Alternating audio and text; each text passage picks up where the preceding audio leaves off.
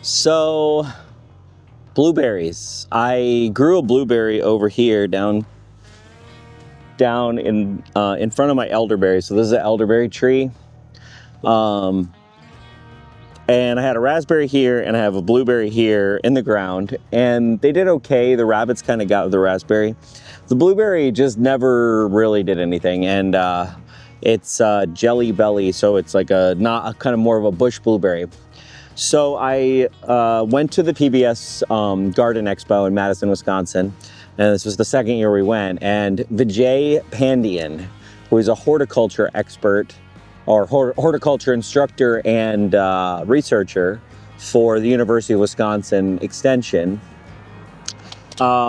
he's got like a whole slideshow, and he really talks about how blueberries are the right climate for where we are in Wisconsin and most of Wisconsin, but not always the right pH of the soil. And, you know, the soil here where I am is a little bit more alkaline and less acidic, and blueberries really want that acidic soil.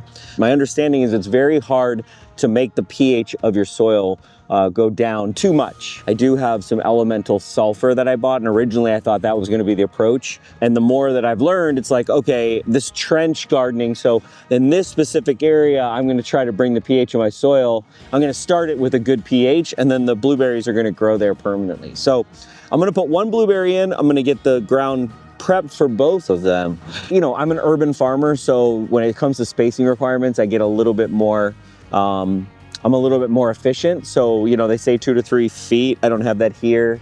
So I'm going to do about, you know, at the end of the day, I think I'm going to do like 2 feet between them. So there's about 16 by 30 inches, and this is about 30 by 30. And what I need to do is I need to trench. So I'm making a 1-foot deep trench.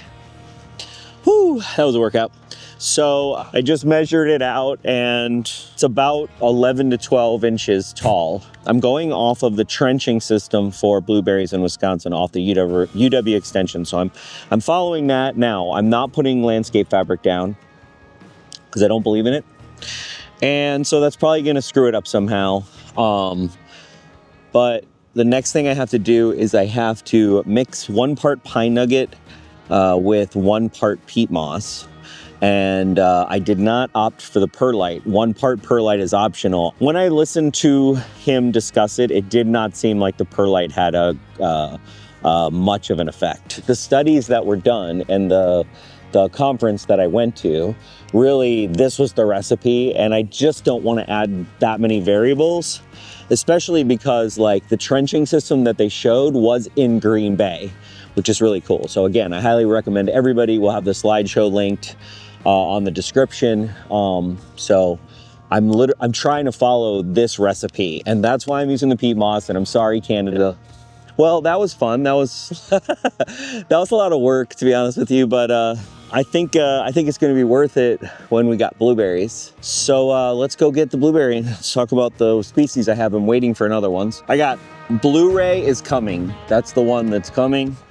And so that one ripens in July, 4 to 6 foot tall. So the one that I have is Bluecrop here. So Bluecrop, great for colder climates, big clusters, perfect in salads, pies, developed in 1934, introduced in 1941, it ripens in July. So I got 2 Julys. I'm smarter than I look when I prep for stuff too. I always fascinate the fact that I actually thought through. So yeah, there are similar heights, they're different, and self-pollinating, but will yield if pollinated with more crops. So I tried to have more than one. I don't really have the right spacing for it. They're both hardy to 4 to 7. When I take that out, I'm gonna cut the hole, and then I'm gonna add what the instructions say for transplanting. This is down to earth acid mix to give it some fertilizer. And then on the root ball, I'm also gonna do this Mikey. This is mycorrhizal growth enhancer, so it's mycorrhizal fungi. I'm gonna go ahead and put down the mulch here, and I'm gonna go ahead and mulch on top the rest, with the idea that when I get the other blueberry, it's gonna go right here. There you go. I got a blueberry in the ground. We've got whole soilless media at the right pH for this blueberry, and I'm gonna put a second one right here. They're gonna get pretty tall and we're gonna have blueberries for days. I'm excited.